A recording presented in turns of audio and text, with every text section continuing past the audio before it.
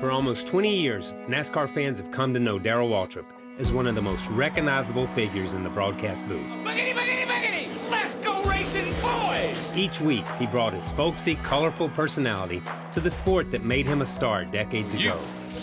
He's still ranked 4th all-time in Cup Series wins, tied with Bobby Allison at 84, and has 3 series championships.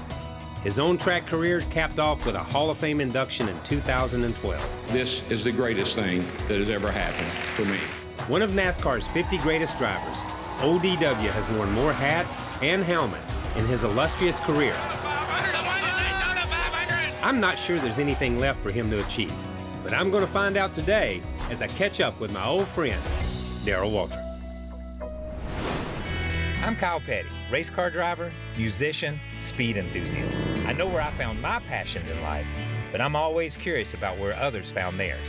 And I've figured out over the years, the best way to get to know someone better is over a little food. So I'm hitting the road to catch up with some friends, to hear their life stories, and you're invited. Pull up a seat and join us for this edition of Dinner Drive.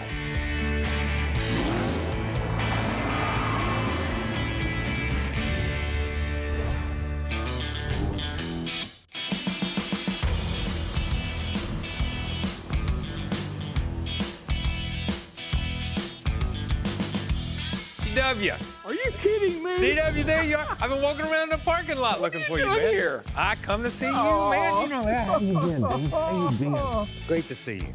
Great to see you. Hey, want to buy a car? I mean, we're in the car business now, you know. I know you're in the car. Listen, there was a time I would have drove for you, but I don't know if I wanted to buy a car from you. I don't know about that. How's things been going, man? It's been going good. Come on, I want to show you something. What are you going to show me? I'm going to show you the car you need. Look what I got. Yeah, no, that's nice. Yeah, That what do you is think? nice. That looks like me. That looks like you and I together we'd look like clowns getting out of that thing, wouldn't we? Anyway, yeah, I wanted to show you, but Yeah. hey, I have a car I know you'll recognize. Now, did you drive it? I drove it. Then I'll only recognize it from behind, so we need to go behind it first. Let me show you. Let me show you let's this go look. baby.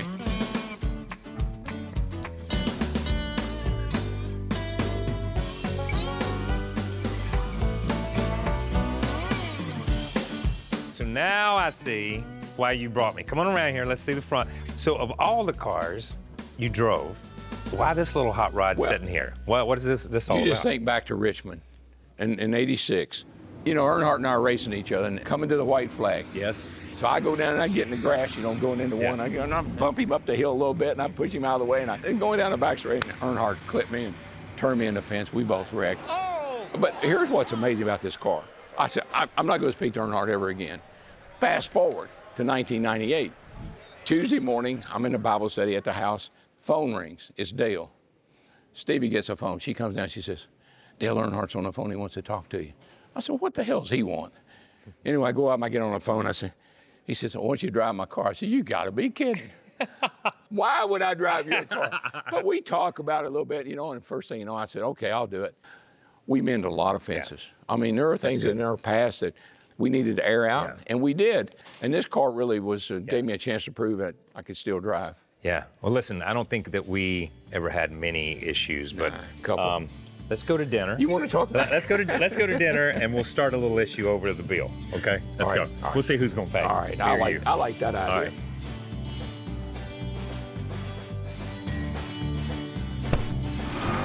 Probably would not have been good for me to win that first race.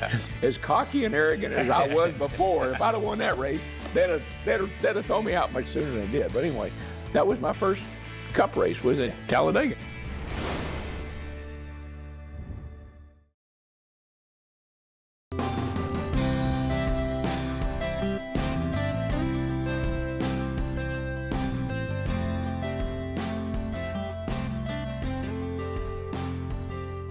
How did you end up in Franklin when you moved out here? I've been here for 50 years. You've been in Franklin for 50 years? 50 years, yeah. Man, I bet this place has changed in 50 years. Listen, this used to be in the country. Yeah. It doesn't even seem like it. When I built that store right there, that Honda store, people said, are you out of your mind? You're on the wrong side of the interstate. And now the interstate has grown over on this side as well. So yeah. I love Franklin. It's a great town. It's grown immensely and continues to grow just like all the Nashville area has. And it's a Civil War town. Yeah. A lot of Civil War history here. So we're going to Jay Alexander's for lunch. Yep. So what kind of place is that? Am I going to have fun? Am I going to enjoy it? It's a restaurant that anybody can go to. You don't have to get dressed up. It's not fancy. Well, it's for sure anybody can go to it because you're taking me Well, to it. that's right. You and I are going there. You'll enjoy dinner there. Yeah. It's a fun place to go. You'll have a good time. I am definitely looking forward to it. I can tell you that right now.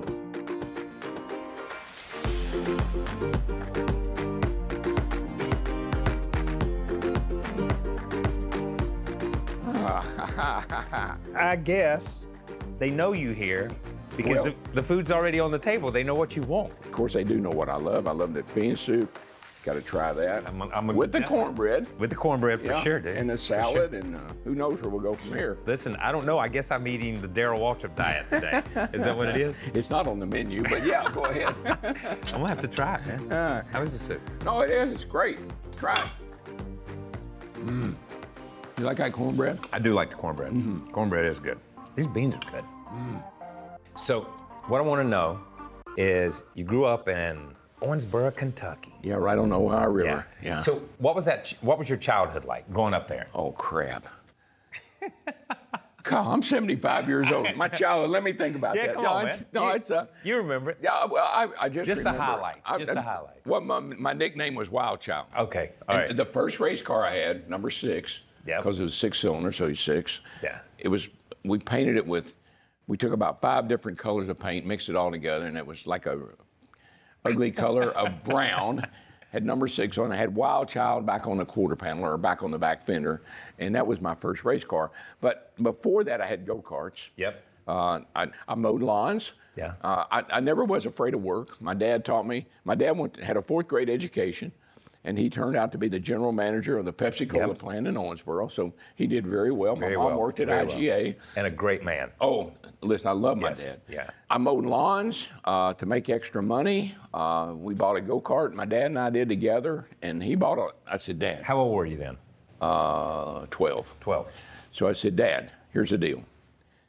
I said, if you'll buy me a lawnmower and we'll buy a go-kart, I'll mow yards and I'll help pay for the go-kart. Yeah.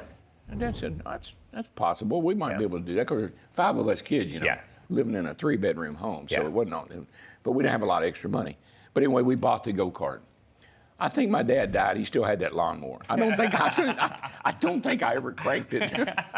Because as soon as we got that go-kart, that took all of our, that was it. We did everything. We were ate up with go-karts. Yeah. So you go from go-karts. What was that first real race car? Yeah, And well, how big a step was that? We paid $300 for that car, and it was a 36 Chevy, and it wasn't finished. We had to finish the car, but we had a little garage behind our house, so that's where we worked on the car. So we're going down to the racetrack, and we get down there. It's the first time I ever been in this car. I'm a nervous wreck. How old are you now? 16. 16. I'm 16. We go to the racetrack. It's Ellis Speedway, and it's dirt. I'd never been on dirt before in my life. I didn't know anything about dirt, but I was an asphalt guy. Yeah. Never made a lap. No way. Crashed it on I never made all the way around the track. Yeah, on the outlap. Yeah. So my dad was livid. I had a straight axle and it bent the wheel back, and we can't race, so we got to take it home. Yeah. And so my dad was livid. He said, "Boy, you are terrible." I said, "I know I am, but I'll get better. I know I'll get better." And I eventually did. I won a lot of races on dirt there, and that was Ellis Speedway. But what saved me was there was a little racetrack up in Whitesville. Yeah. That was an asphalt track.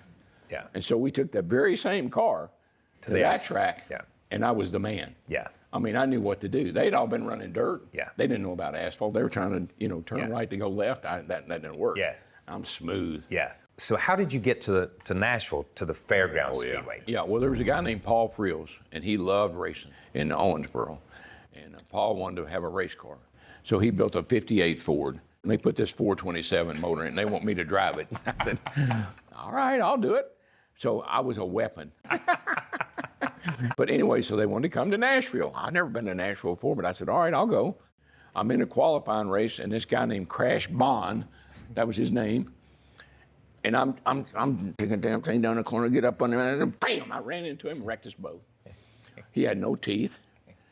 He was madder than hell, and he chewed me out from one. I thought he was gonna whip my butt. Yeah. But he didn't. Yeah.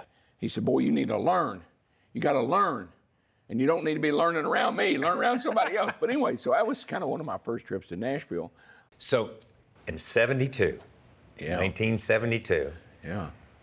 we go to Talladega Yeah. for our first Cup run. Yeah. What was the plan behind that? Yeah.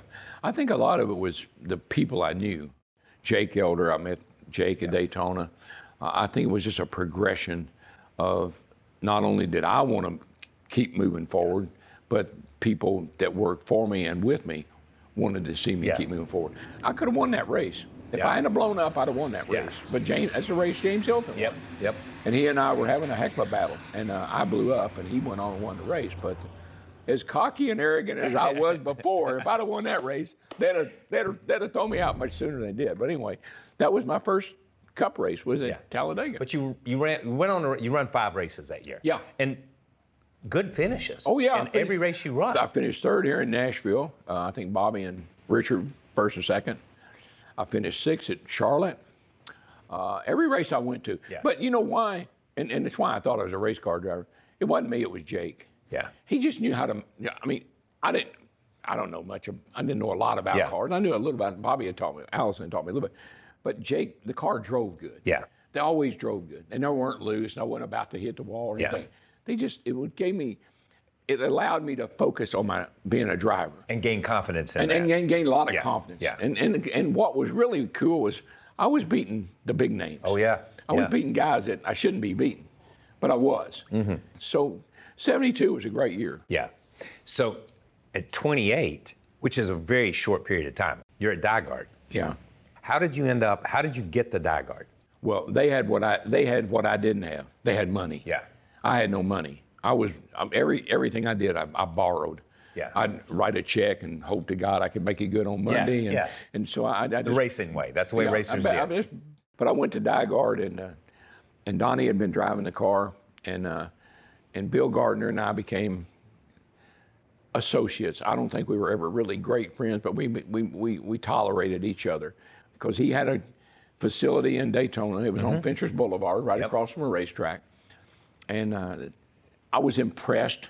They had an airplane, they had cars, and they had people, and they had money. Yeah. But the Gardners were different. They were businessmen. Yeah. They were not racers. Yeah.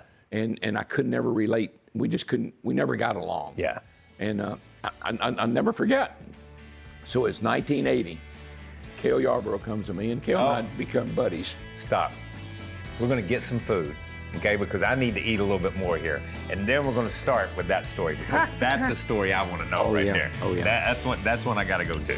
So let's finish up these beans, and then we'll get it to the main course. I love it. That's good.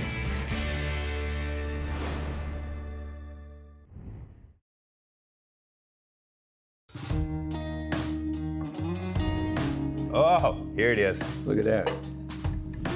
Oh, look at that. Buddy. Thank you very much, man. Appreciate that. You got the burger. Yeah. I get the Nashville hot chicken. It's the best hamburger in town, Yeah. for sure. Man. Pretty good, huh? Mm-hmm. By the way, you're not. That is good. You're in Franklin, Tennessee. I know, not I'm in Nashville. Franklin. Yeah. That's Franklin hot chicken. This is not Nashville hot chicken. This is Franklin hot chicken. Now I want to get back, now that we've got our food, Yeah. I want to get back to the Cale story. Oh, yeah. You and Cale didn't always see eye to eye. Never. But when he got ready to cut back on his schedule, Yeah.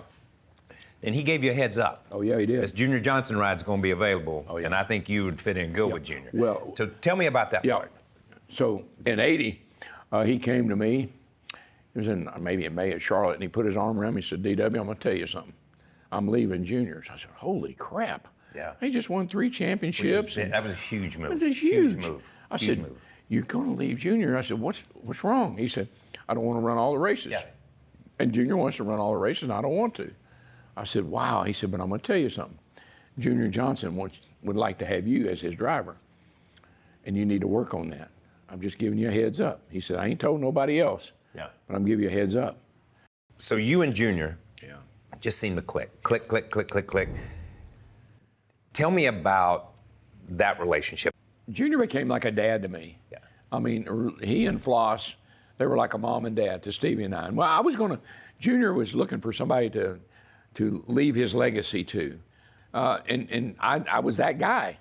And we were tight. And then Warner Hodgson came along, and Neil came along, and Junior got kind of sidetracked, and our relationship deteriorated.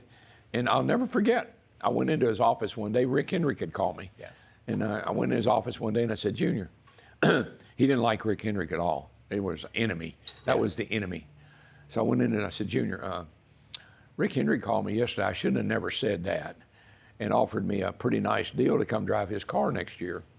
He never, ever even looks up. He says, boy, you need to go take that deal. No way. Just like that. No. After all you guys had been through. Yeah, I mean. No way. And I thought, am I hearing this right? Yeah. Is he telling me that? Wow. So now I'm panicking because we don't have cell phones in, you know. Yeah. I got to get to a damn phone. I got to call Rick Henry. So I called Rick and I said, I'll take your deal.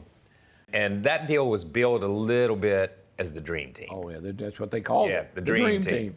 That didn't exactly go that way. No, it's funny how Waddell and Barbara and Stevie and I were great friends, until we had to work together. Yeah. And we couldn't work together. Yeah. That was the most fascinating part about that whole deal. It was unbelievable. And of course, in '87, the first year I drove that car, I won one race. Yeah. After that, I said, we got to do something. It's Yeah. not working. I got my own cars, I got my own team, I got my own motor program, and then I wrecked with Dale in the All-Star race. And that was the beginning of the end. And so I ran out of money. Yeah. I was spending money I shouldn't have. I ran out of people. I didn't run out of talent, but I questioned. Every time I'd get in my race car, I'd question, is it me? Yeah. Am I too old? I wanted to end on a high note, and I could never get there. So to me, you showed drivers how to present themselves. Yeah. And the way you handled the media, the perception of what a driver was. Did you realize at the time, and was that intentional, or was that just part of that boy from Owensboro, Kentucky, who passed through Nashville on his way to superstardom? As part of that obnoxious son of a bee that couldn't keep his mouth shut. Yeah. You know, one of the things I loved, and it happened quite often in the 80s, I became the spokesperson for the sport. I was one of those kind of guys. I'll never forget. I'm having dinner with Shab Glick from LA in the LA Times. We're sitting and we're having dinner.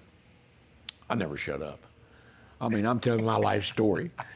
And Shab's a quiet guy, he didn't have a lot to say, you know. And when we got all done, he said, you know your problem? I said, problem? I have a problem? He said, you talk too much. I said, I do? He said, yeah. He said, you need to quit talking so much. And God gave you 2 ears. You ought to use them a little bit more often. And so I should have listened, but I didn't. Yeah. And that was, I couldn't help myself. Yeah. Most of the time I was having fun. Yeah. Making fun of your dad or Yeah. making fun of Cale or Bobby or whomever, because I thought it was funny. Yeah. What kind of a driver is Bobby Allison? Well, he's the second best driver Dygard ever had. Other people didn't think it was so funny. They thought it was kind of obnoxious. And now we're to chapter 2. You were made for TV. The good stuff. You were made for TV. I was. It's like the day you were born in Owensboro, Kentucky. Somebody said, that boy's going to be on TV someday, and he's going to be a star. Yeah. How was the transition? How was that? Tell me about that. Well, it was God sent. I felt like I was back in the game. Yeah. I felt like I'd kind of, from 95, 96 on, I kind of fell off the map. But now I'm back in the game. And not only am I back in the game, I'm on TV. Yeah. And that made a huge difference. And so my confidence was back. I loved it. Yeah. Driving was fun. Yeah. Right, doing those telecasts on Sunday was by far and away the best thing I ever did. So, at where you are in life right now, what brings Darrell Waltrip joy? What brings you happiness now? Yeah, well, of course, I've been married 52 years. Yeah. I have 3 grandchildren, and that I adore. Yeah. Both my girls are married to great son-in-laws. And those are the things I really relish these days. My time with my family. I'm pretty comfortable. Yeah. I just turned 75. I think I'm doing all right. Yeah. Well, thank you, man. I think I'm doing all right. Yeah, you look good, dude. You look good. Thank you for coming and having lunch. Yeah, man. Thank you for the conversation. This has brought me joy. Oh, this has great. brought me joy. So thank you very much. Now, it will bring me more joy if you pick up the check. What? Yes, I'm in your town, dude. Now look, Thank you very much. eat that chicken.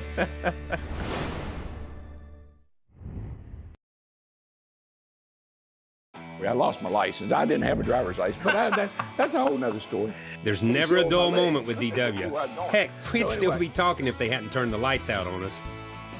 Really loved catching up with my friend and hearing stories I'd never heard before. And I'm hanging on the steering wheel like this. What a great time. Just two old racers talking about the good old days. Do you remember when we used to have to get in these things and you couldn't take the steering wheel off? Oh, yeah, I fired him, and he took my steering wheel off one time. I said, "Are you out of your mind? I'll never get it back where it was." That was about 60 pounds ago and probably the lunch we just had ago. 60, 40. Listen, thank you for today, man. I appreciate it. It's been fun. God bless you. Love man. you. Love you too, dude. Thank you.